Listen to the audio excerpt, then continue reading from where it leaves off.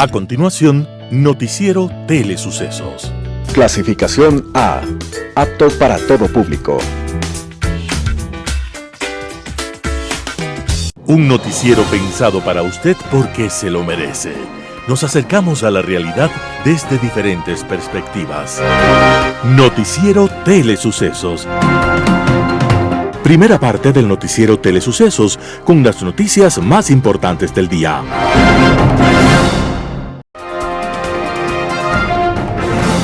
Bienvenidos a su Noticiero Telesucesos. Este espacio informativo llega gracias a Preescolar El Parque. Estamos seguros de ser únicos por haber creado un lugar especial en que las fantasías de los niños se hacen realidad y haber desarrollado un lugar excepcional para crecer, aprender y ser felices. Con orgullo tenemos la certeza de que somos el centro de desarrollo infantil más avanzado de la ciudad. Comuníquese al 099 7372 081. Sean ustedes bienvenidos a su noticiero Telesucesos. Un día como hoy. Hay hombres que nacen en cuna de oro y conservan a lo largo de la vida ese golpe de suerte. Pero hay otros que, habiendo nacido en penosas circunstancias, se encuentran de golpe, con una mano que los lleva por otros senderos. En 1862, en Francia, un día como hoy, nació un niño muy pobre, en una familia despreocupada del arte. Pero la vida les dio una sorpresa, y ese niño nació dotado para la música. Aquel niño se llamaba Claude Debussy, y la vida les dio otra sorpresa. Por puro accidente, un potentado conoció a aquel pequeño genio y decidió protegerlo para que pudiera estudiar música. Y a ese niño que nunca había visto un piano, le regaló uno de lujo y le ofreció como maestra a una pianista que había sido alumna de Chopin. Con semejantes ventajas de talento, suerte y profesora, Debussy triunfó en el más prestigioso conservatorio de música de Francia, cuando solo tenía 10 años, y luego, a los 17, la vida le dio otro regalo. Conoció a Nadia von Meck, adinerada viuda que lo convirtió en su músico privado y lo llevó de viaje por Florencia, Venecia, Viena, Moscú y otras capitales europeas. Y así, de golpe en golpe de la buena suerte y apoyado en su talento, Claude Debussy se convirtió en uno de los grandes músicos franceses. Un día como hoy, 22 de agosto de 1862, estaba naciendo este artista, al que muchos llaman el músico pintor, el músico poeta, por la influencia de la pintura y la literatura en su obra musical. Y le deseamos feliz cumpleaños y le agradecemos el regalo de su colorido pentagrama. Las principales noticias del día. Titulares. Virgilio Saquicela vuelve a llamar al diálogo. Liquidadora del Banco Territorial denuncia pérdida de documentos. ¿Cómo se puede acceder al nuevo crédito con el 1% de interés para emprendedores y artesanos? En el segmento de opinión, la Superintendencia de Bancos. En política internacional, en tinieblas. Los editoriales serán de Ramiro Ruiz, Raúl González, una amenaza. José Hernández, el Partido Social Cristiano raspa el fondo de la olla. Noticias del día. Virgilio Saquicela vuelve a llamar al diálogo. Virgilio Saquicela, presidente de la Asamblea Nacional, no ceja en su empeño de sentarse en la mesa de diálogo con el Ejecutivo. Este jueves 18 de agosto del 2022, el titular de la función legislativa anunció que remitió a Francisco Jiménez, ministro de Gobierno, la invitación a una reunión de trabajo para las 9:30 del 23 de agosto en el Palacio Legislativo, para empezar a elaborar la hoja de ruta. La decisión de Saquicela se produjo poco después de que el régimen resolvió suspender el diálogo con la Asamblea como resultado de la confrontación generada por la posesión de Raúl González como superintendente de bancos, pero que fue desconocida por el gobierno el domingo 14 de agosto. El 25 de julio del 2022, Virgilio Saquicela ya remitió a Guillermo Lasso, presidente de la República, una comunicación donde le convocaba al diálogo entre las dos funciones del Estado.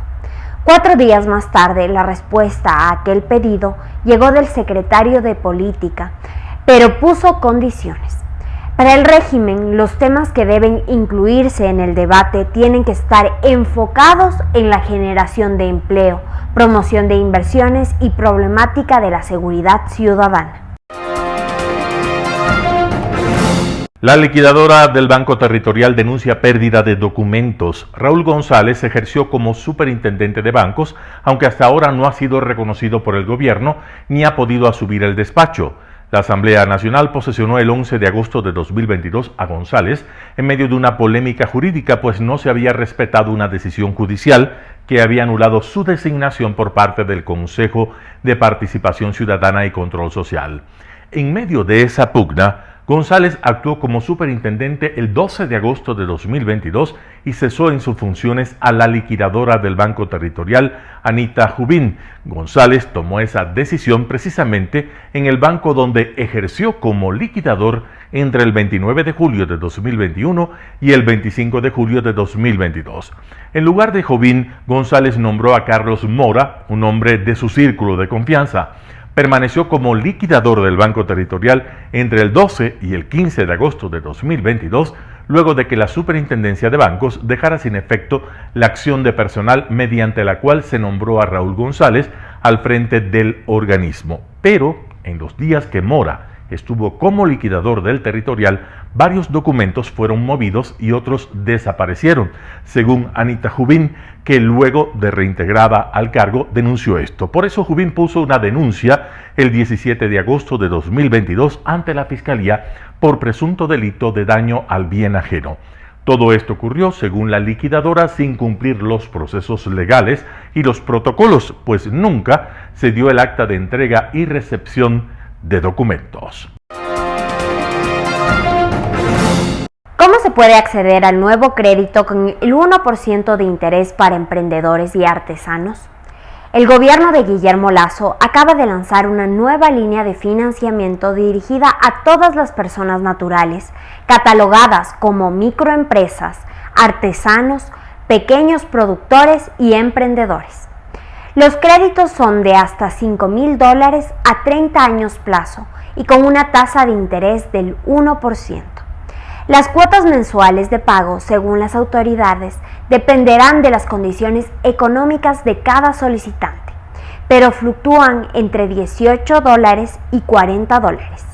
En concreto, se necesita cumplir con 5 pasos básicos para obtener el préstamo.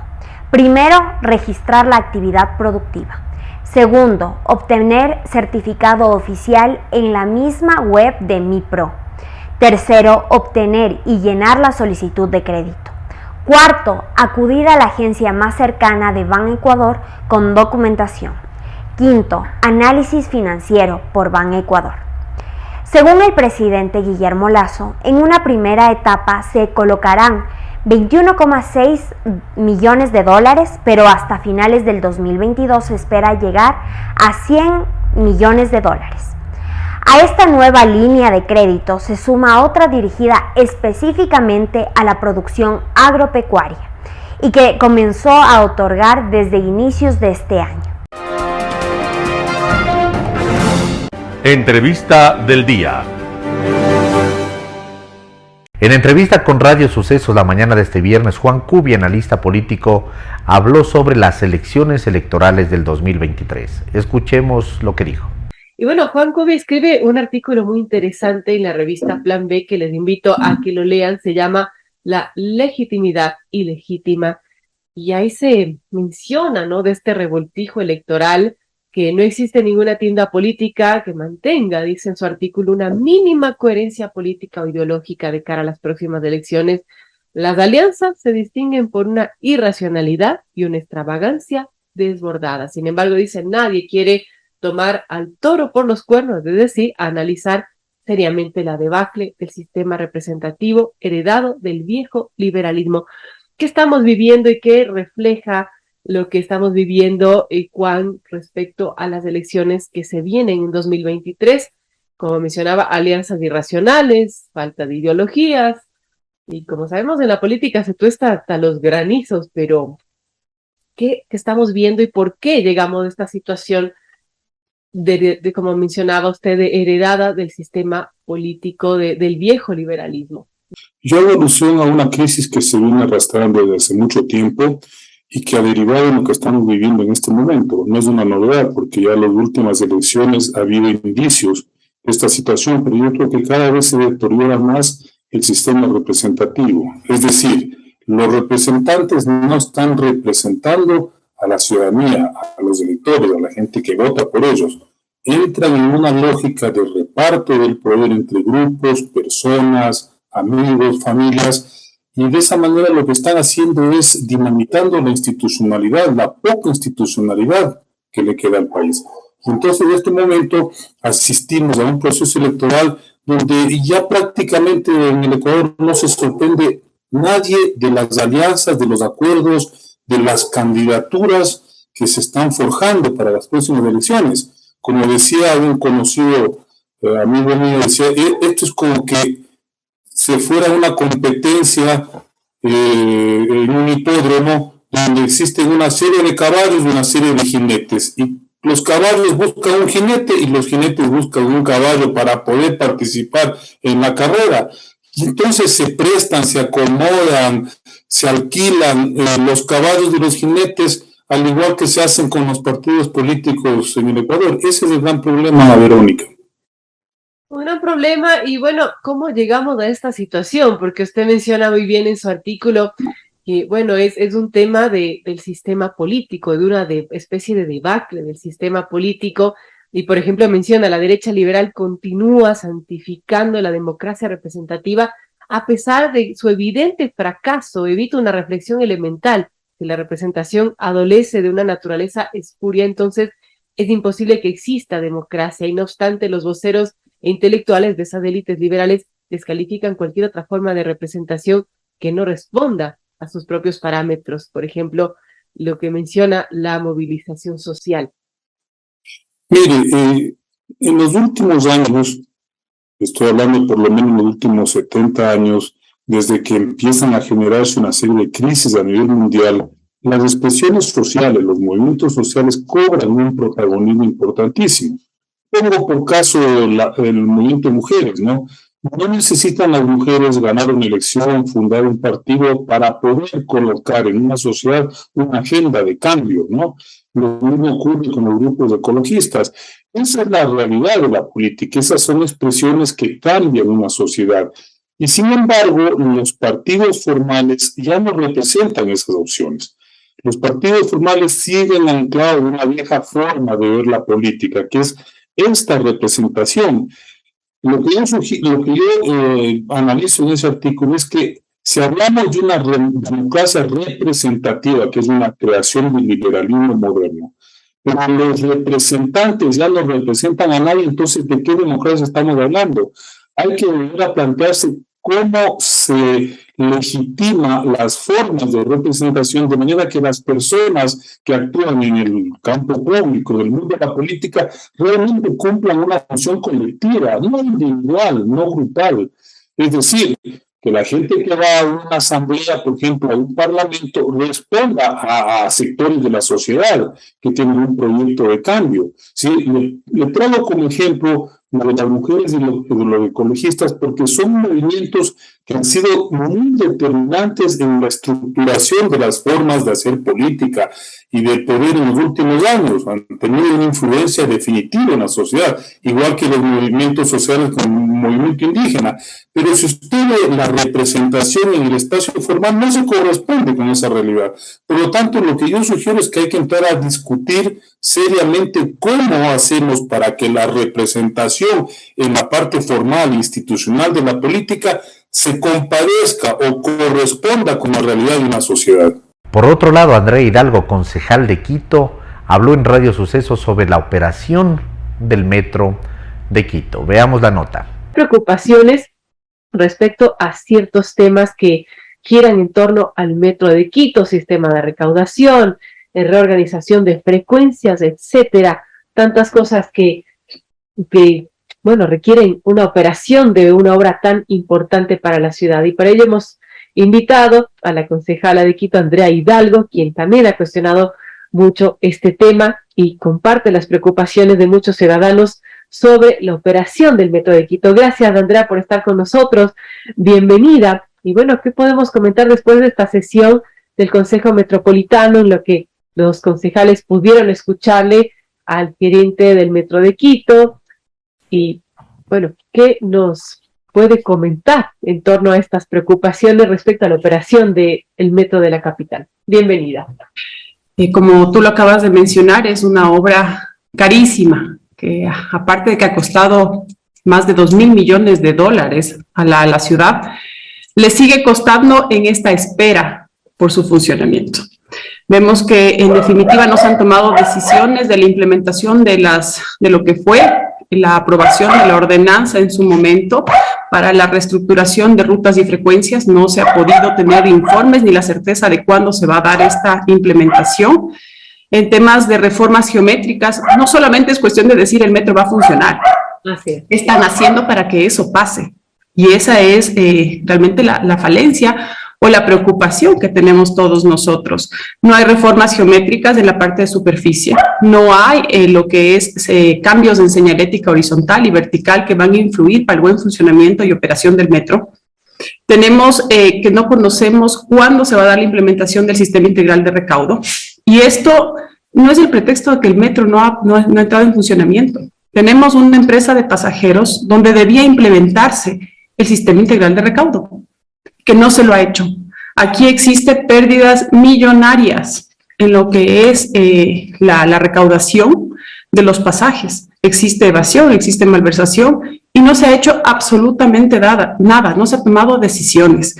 Yo creo que es importante hacer una evaluación real de lo que hace falta para que el metro entre en operación. ¿Qué pasa con el sistema de telecomunicaciones? ¿Qué pasa con las formas de pago que va a tener la ciudadanía? Yo mencionaba en el consejo que sería vergonzoso que se nos entregue un ticket para ingresar al metro. Con una obra tan grande, tan importante, donde demostramos como ciudad que queremos ir transformando el transporte y la movilidad de la ciudad. Son todos estos detalles que hay que cuidar. Y no se ha hecho en lo absoluto nada respecto a todos estos temas. La cédula de identidad es una real forma de pago, donde se puede tener esas tarifas diferenciadas, donde consta la información, donde se garantiza que el dinero recaudado de los pasajes va a ir a la municipalidad. No se lo ha tomado en cuenta. Es decir, yo digo personalmente, como concejala, dentro de mis competencias, dentro de lo que puedo hacer, la fiscalización, el estar aportando constantemente en todas estas, como digo, en todas estas ideas o en todas estas alternativas que la municipalidad podría acoger, analizar, no se escucha. Entonces, quien está al frente, quien debe ejecutar, quien está en el área ejecutiva, el alcalde y sus funcionarios, sus gerentes, aparentemente son oídos sordos. No tenemos una respuesta real. En el consejo, si bien es cierto, comparecen, pero no sirve de nada. Todo queda en simplemente presentaciones, informes, no queda en nada. Y esa es la realidad. Otra cosa que a mí me preocupa muchísimo es el sector de Solanda. Desde el principio se ha escuchado y se ha tenido la información de parte de personas que están cercanas a la comunidad que este sector está vulnerable en cuanto al riesgo que se puede tener cuando funcione el metro.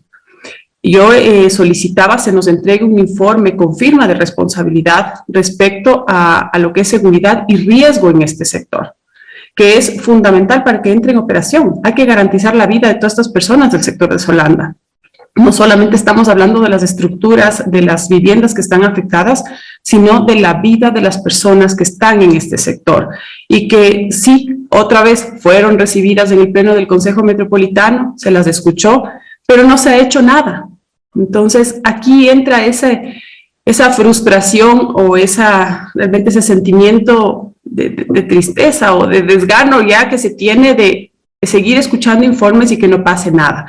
Y eso es lo que yo también veo en la ciudadanía, ese desgano de ver que las autoridades no hacen nada. Y yo aquí quiero recalcar, como concejales nosotros tenemos muy claras cuáles son nuestras funciones, cuáles son nuestras competencias, que si fuera el área ejecutiva ya hubiéramos tomado decisiones, ya hubiéramos hecho algo para que todo lo que está pasando en este momento no sea esta realidad, ¿no? Tengamos muy claro que el operador es importante, pero atrás del operador, atrás de la operación del metro existen otros puntos que deben cumplirse y eso es lo que no está pasando. Un panorama de noticias para su estatura intelectual.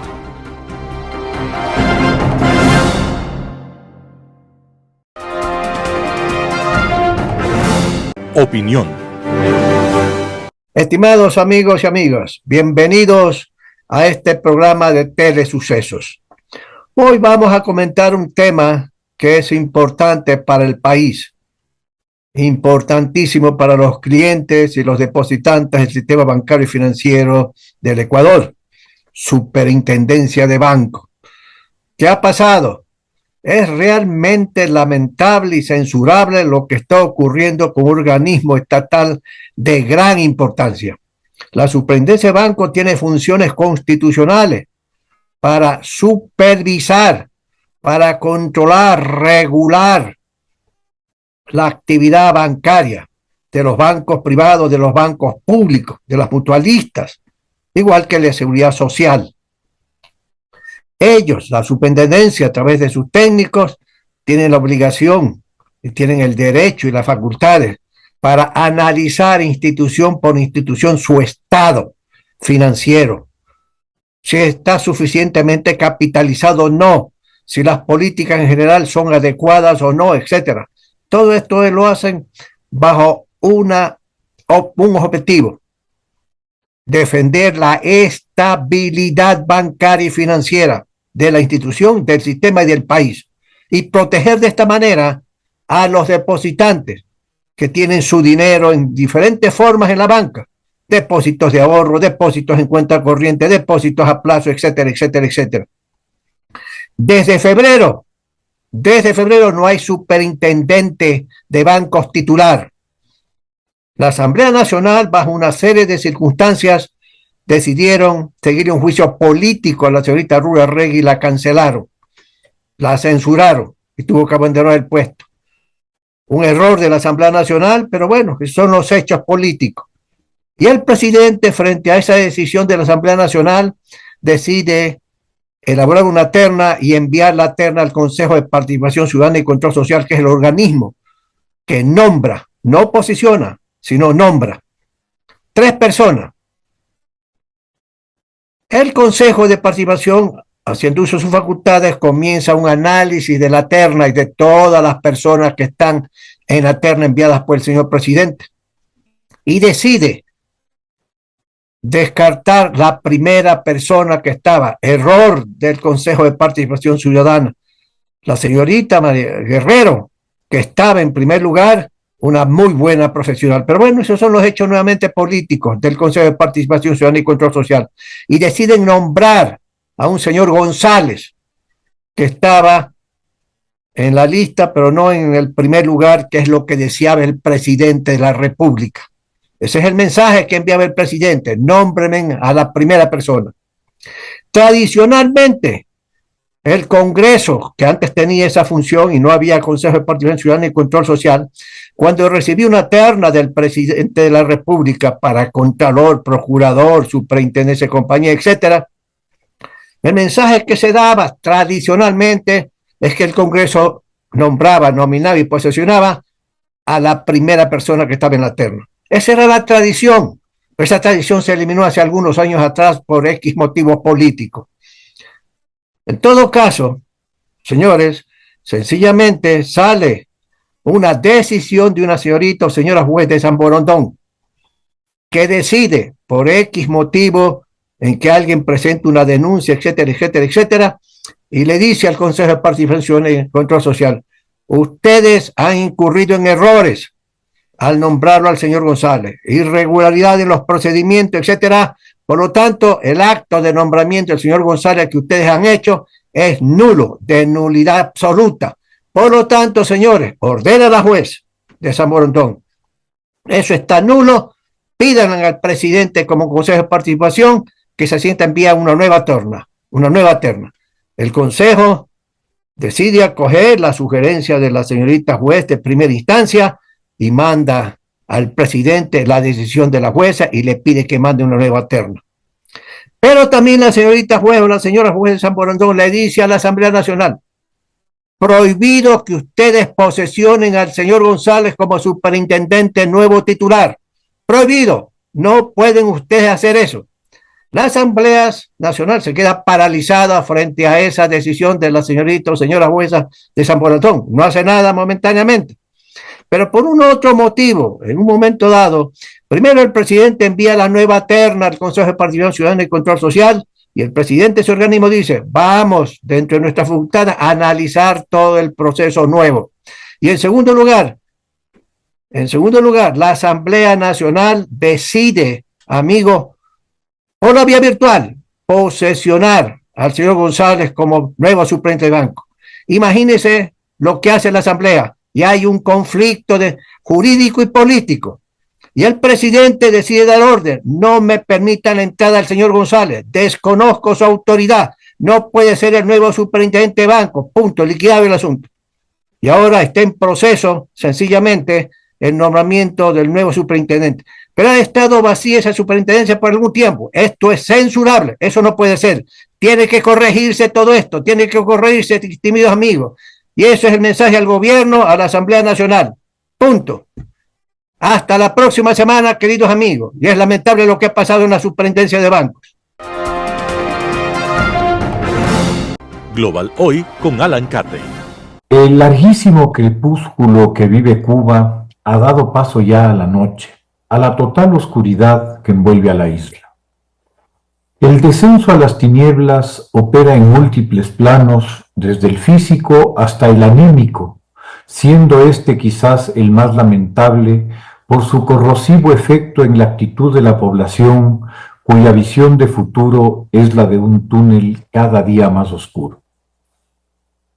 Las últimas semanas han sido demostración ya no de dificultades más o menos graves que todo país experimente en algún momento de su existencia, sino de la bancarrota de un país y de un sistema político anquilosado que hace muchísimo tiempo dejó de ser capaz de dar respuestas para dedicarse a dar excusas y explicaciones, a cual más bizarra, por el pozo al que ha llevado a Cuba y a sus hijos.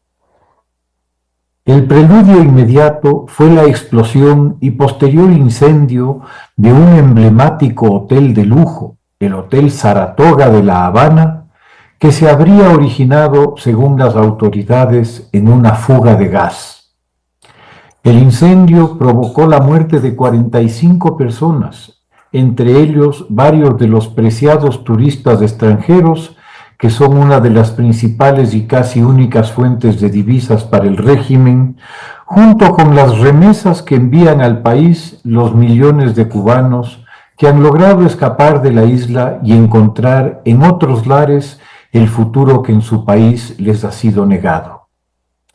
Las escuetas líneas que han tratado de explicar el origen del siniestro, reduciéndolo a una fuga de gas, le han servido de poco a la población de La Habana y de menos a un turismo que busca entornos seguros para visitarlos.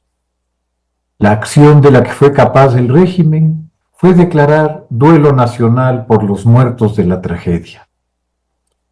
A poco de este evento, arrancaron ya de manera sistemática los apagones por toda la isla, cuando una tras otra las plantas de generación eléctrica, cuya gran mayoría son vetustas instalaciones termoeléctricas, debían salir de servicio por necesidades de mantenimiento, pues se ha hecho evidente que desde hace rato terminaron su vida útil y que se las trata de mantener operativas a través de precarias reparaciones y parches.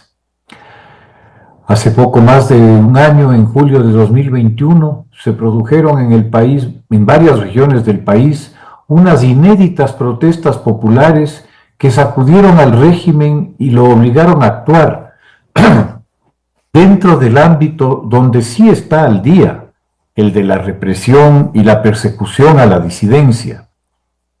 La respuesta fue, como ha sido por décadas, la cárcel a los manifestantes, incluso menores de edad, condenados a prisión por largos años y la habitual acusación al imperio por instigar, no se sabe muy bien cómo, en una población que poco acceso tiene a la información que no sea la que el régimen proporciona, que es propaganda pura y dura.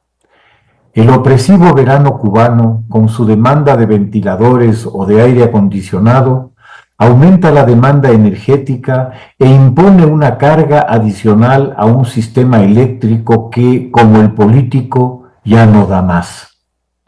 La respuesta del presidente Díaz-Canel da la medida de la incapacidad del régimen.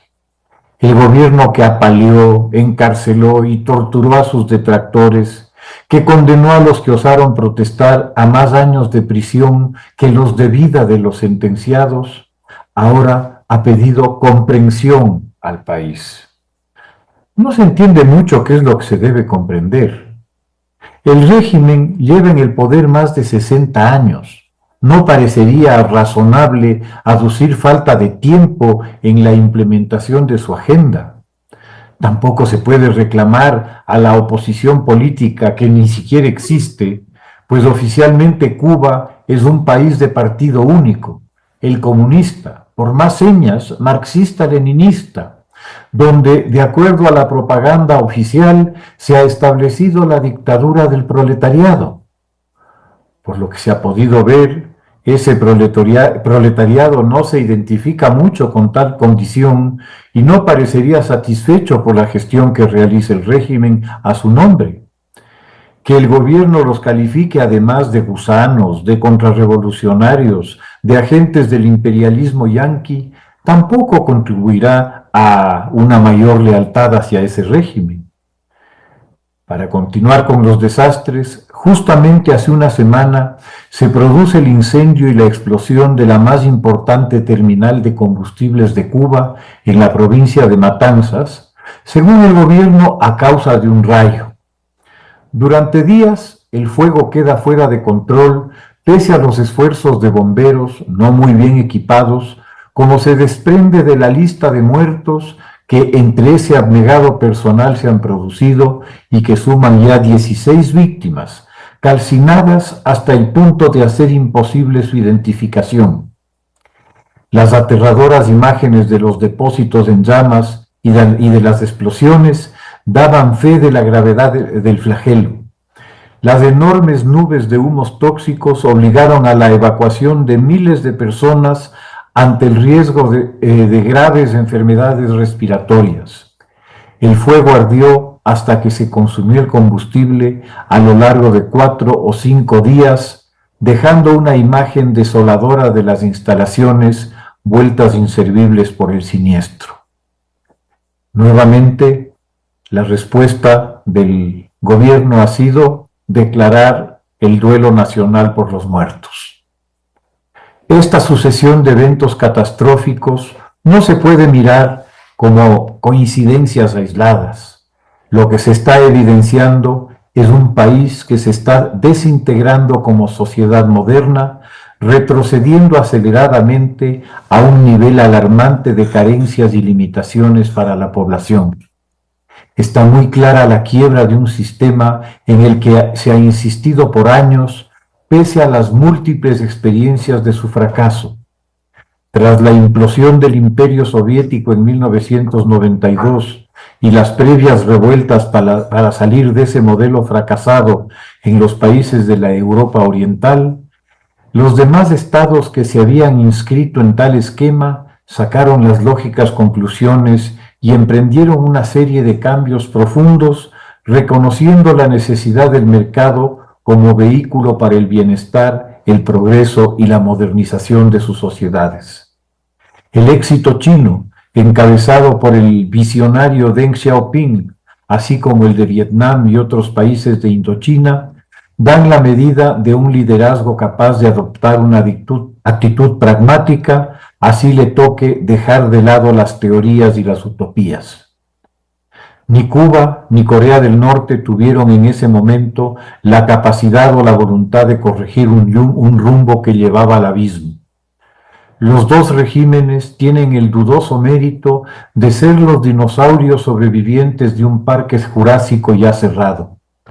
como que es hora ya de impulsar un cambio de fondo en Cuba, más allá de los lamentos de la vieja trova, todavía trepada en los empolvados estantes de una ideología tóxica. Cuba se merece otra suerte, la posibilidad de un amanecer de libertad tras su larga noche autoritaria. Muchas gracias. Editorial. Raúl González, una amenaza. Artículo de Ramiro Ruiz. El Ejecutivo es el responsable del problema de la posesión del superintendente de bancos. Envió una terna. El primero de la lista se esfumó y luego el segundo propuesto, Raúl González, fue calificado y designado el 20 de julio por el Consejo de Participación y Control Social. El pasado 11 de agosto el Parlamento aprobó una resolución que dispuso al presidente del Legislativo, Virgilio Saquicela, posesionar de manera inmediata ante el Pleno de la Asamblea a Raúl González Carrión como superintendente de bancos. Además, resolvió que la legislatura se abstendrá a acatar cualquier decisión judicial que interfiera en las decisiones de la función legislativa. La Asamblea nuevamente violó la Constitución. Desconoció la sentencia constitucional expuesta por un juez. En vez de seguir los cauces procesales que existen para que los jueces superiores revisen esa decisión, una mayoría de legisladores prefirió desacatarla. La decisión de posesionar al funcionario, tomada por 70 asambleístas de UNES, el Partido Social Cristiano y algunos de Pachacuti, fue cuestionada por el Ejecutivo.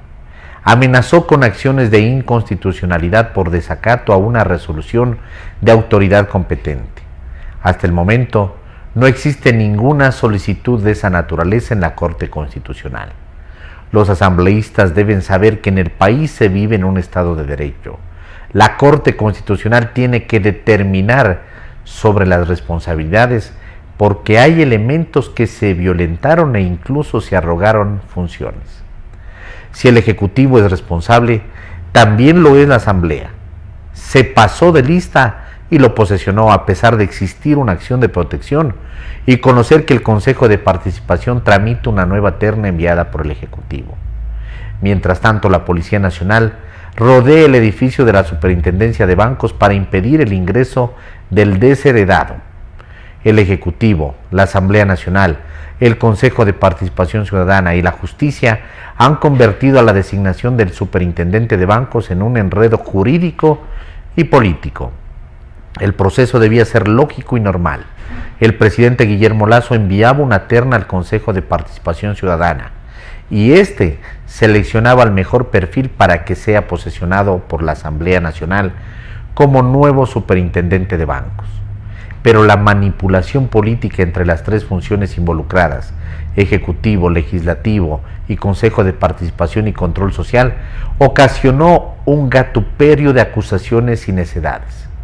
Ahora, el país tiene un superintendente posesionado por el Legislativo, Raúl González, quien no puede tomar el puesto porque el Ejecutivo lo desconoce. Y el Consejo de Participación y Control Social sigue paralelamente un nuevo proceso de selección con una segunda terna bajo orden judicial. El presidente del Consejo de Participación Ciudadana, Hernán Ulloa, ratificó su intención de continuar con el nuevo proceso de designación del superintendente de bancos como lo ordenó la jueza de San Borondón. No puedo permitir que ninguna otra función o institución pretenda ingerir en las prerrogativas y facultades constitucionales que tiene el Consejo en la designación de las máximas autoridades del país, señaló. Al posesionar a González, 70 legisladores se han puesto por encima de la ley y han abierto una falla con la Corte Constitucional y además una distancia con el gobierno que desconoció al funcionario. Arruinar la institucionalidad del país ha sido el objetivo de esta asamblea, con la mayoría del Partido Social Cristiano, que otra vez le aprieta la mano a un correísmo que busca la anarquía. El país necesita orden y respeto a las instituciones y a las leyes. Sobra la Asamblea y el Consejo de Participación Ciudadana, máquinas destructivas copiadas de la Constitución de Venezuela, especializadas en la desorganización institucional, la corrupción y el narcolavado. Jugadas absurdas como corresponde a quienes tienen una mente de legisladores donde no existe el significado de ética, pero sí de acciones mezquinas y de codicia perversa del poder político para intentar aniquilar de una vez y para siempre la democracia. Artículo de Ramiro Ruiz. El Partido Social Cristiano raspa el fondo de la olla. José Hernández, 4 Pelagatos. La capacidad conceptual del Partido Social Cristiano es, a juzgar por sus comunicados, de la altura del cocolón. Claro, sin su sabrosura. Los es abruptos de Cynthia Viteri no son entonces singulares, son parte de una escuela que Alfredo Serrano, presidente de ese partido, ilustra a la perfección en textos cuya difusión es terriblemente limitada en las redes sociales de las 6. El más reciente, fijado en la cuenta de Twitter desde el 14 de agosto, suma 413 retweets, una proeza en esa cuenta del Partido Social Cristiano, pero otro chasco para aquellos que ven en ese partido que están raspando literal y políticamente la olla.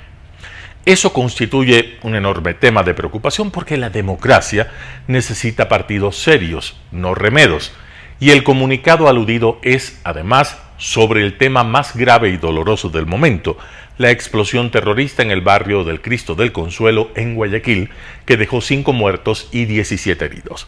Serrano subió un comunicado a las 18:48.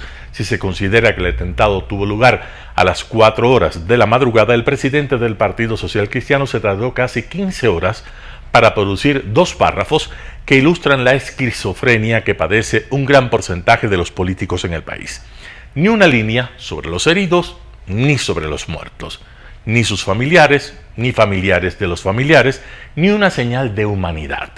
Solo bronca con el Ejecutivo desde ese titular demencial en el cual Serrano, a nombre del Partido Social Cristiano y seguramente con el aval de Jaime Nebot, pone a escoger a los ciudadanos entre el presidente y su partido, como si los muertos, los heridos y demás víctimas del terrorismo no impusieran silencio, reflexión y racionalidad entre los actores políticos, y un deseo recóndito de que esto no se repita y que para lograrlo el país debe unirse frente al peligro. La estupidez de Serrano salta a la vista y ubica al lector del comunicado ante los cánones que él maneja, que maneja también Cynthia Viteri, Esteban Torres y demás jerarcas del partido afectado, al parecer, por el trastorno obsesivo-compulsivo TOC, una de cuyas psicopatologías es lavarse sin cesar las manos. Leer el comunicado de Serrano es estar ante el espejo del canibalismo político, del cual el Partido Social Cristiano ha sido uno de los protagonistas, que ante una alerta tan grave, tan letal como este atentado, que llega tras asesinatos cometidos por sicarios, arreglos de cuentas en las cárceles y presencia indiscutible de cárteles en Guayaquil, Serrano entonces crea que su tarea es recordar a Lazo lo que dice la Constitución. Muestra la miseria política en la cual anda su partido, que gobierna la ciudad más golpeada por esos ejércitos de mercenarios. Serrano debe creer, por lo que escribe, que su tarea como dirigente político se limita a echar la culpa a Guillermo Lazo, y cree, o pretende hacer creer, que, pudiendo evitarlo, el presidente, la policía y las Fuerzas Armadas dejan que los cárteles se ensañen con la ciudad y sus alrededores. Serrano debe pensar que no se nota que su partido escurre el bulto, porque ese es su negocio político, tener con quién lavarse las manos y limpiarse los pies, pensando en el electorado que no se da cuenta de la treta. Se equivoca sin remedio, por 2 razones.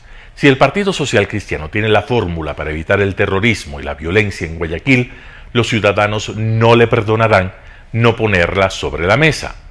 Y si no la tienen, los electores no le perdonarán su actitud demagógica e irresponsable que además hace juego de los narcos y los violentos, deslegitimando que el Estado empiece a hacer su tarea.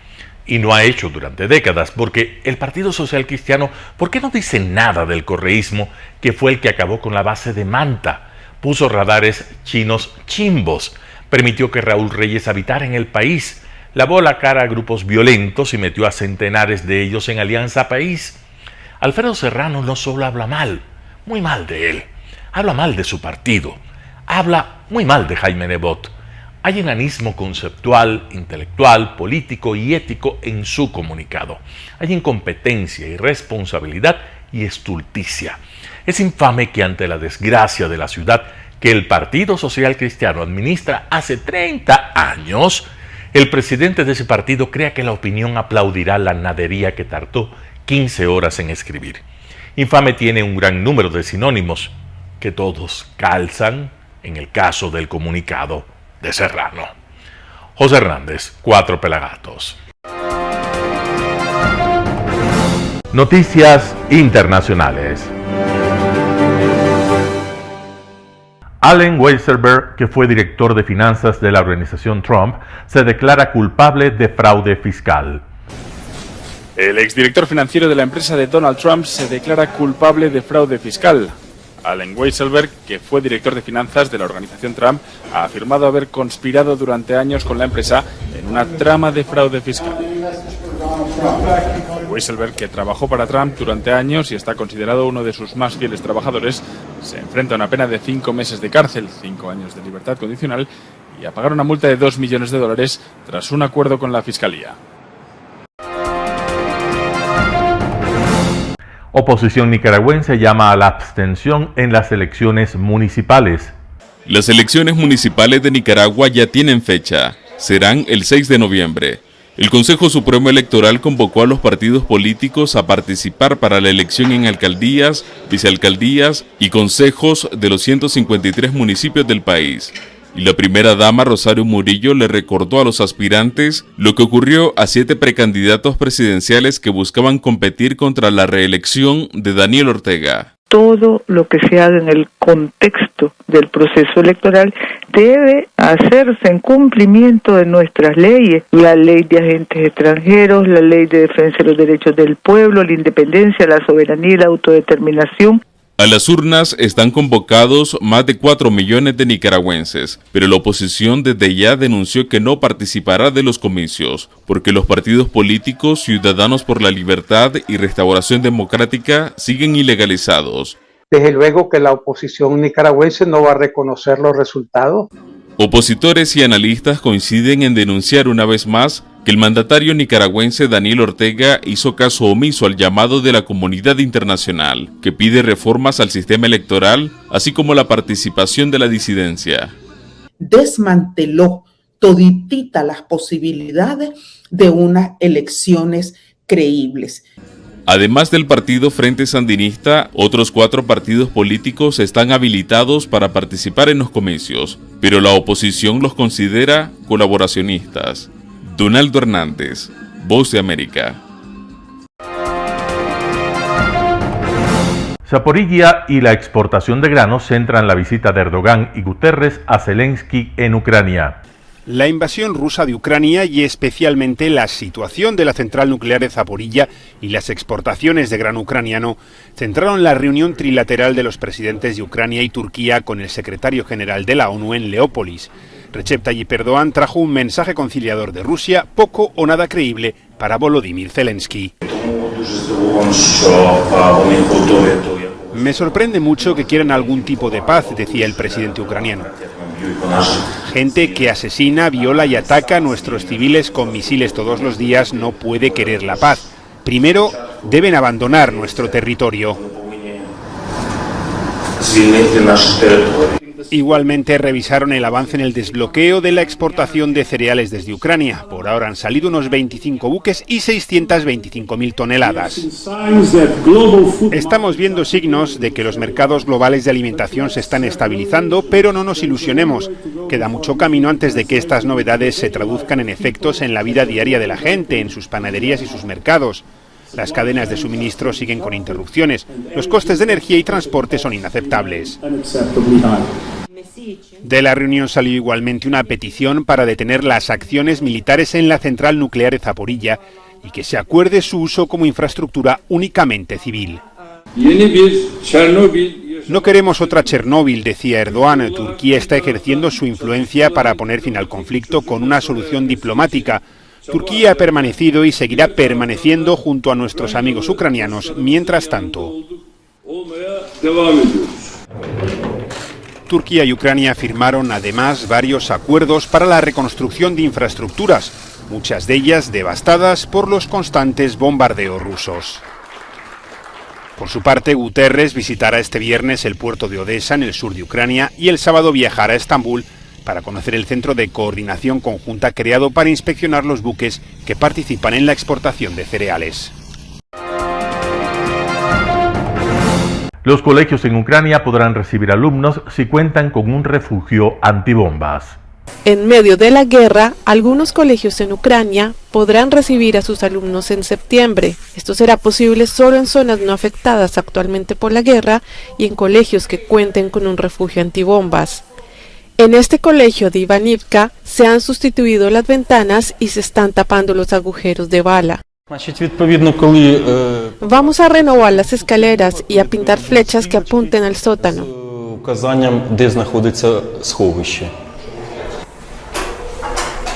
Esta sala del sótano del colegio fue un refugio para 160 personas durante la guerra. Ahora está aprobada por las autoridades como refugio para los estudiantes y personal del colegio y será mejorada con una salida de emergencia adicional.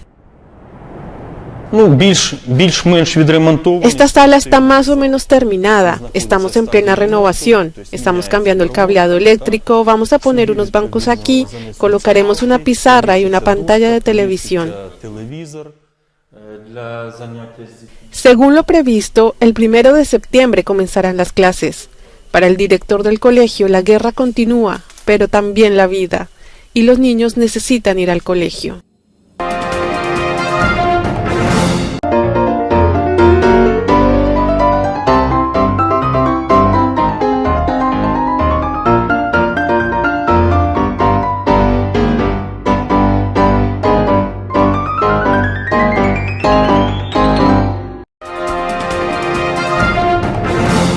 Gracias por sintonizar el noticiero Telesucesos. Este espacio informativo llegó gracias a Preescolar El Parque. Estamos seguros de ser únicos por haber creado un lugar especial en que las fantasías de los niños se hacen realidad y haber desarrollado un lugar excepcional para crecer, aprender y ser felices. Con orgullo tenemos la certeza de que somos el centro de desarrollo infantil más avanzado de la ciudad. Comuníquese al 099 7372 081.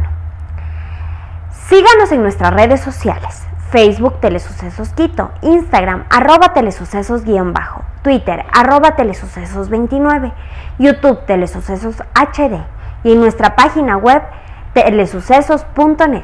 Gracias por acompañarnos. El noticiero Telesucesos es retransmitido de lunes a viernes a las 7 horas por Radio Planeta Sur 106.1 FM de la ciudad de Loja. Noticiero Telesucesos.